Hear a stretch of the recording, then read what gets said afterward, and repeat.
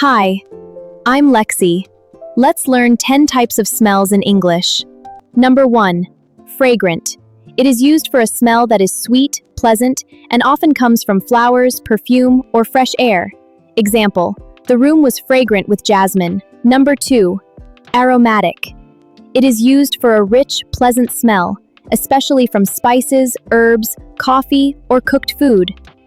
Example, the kitchen smelled aromatic with cinnamon and cardamom. Number 3. Putrid. It is used for a very disgusting, rotten smell, usually from garbage, dead things, or spoiled food. Example, the bin gave off a putrid smell. Number 4. Salty. It is used for a smell that reminds you of the sea, ocean breeze, or beach air. Example, we enjoyed the salty smell of the ocean. Number 5. Woody. It is used for a smell that reminds you of wood, trees, forests, or earthy perfumes. Example, the candle had a woody scent. Number 6. Petrichor. It is used for the pleasant smell of rain falling on dry ground after a hot, dry period. Example, the petrichor after the storm felt refreshing. Number 7. Odor. It is a smell, often used for an unpleasant smell in everyday English, especially in phrases like body odor.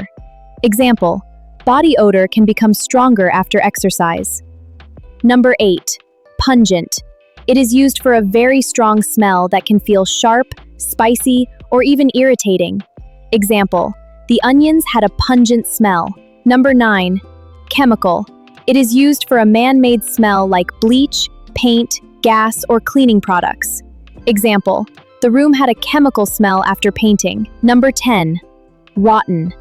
It is used for a smell from something decaying, spoiled, or badly decomposed. Example, the food had a rotten smell. Amazing! You just learned how to describe smells in English. Comment your favorite one below and challenge yourself to use it in a sentence. Stay tuned for more English fun with me.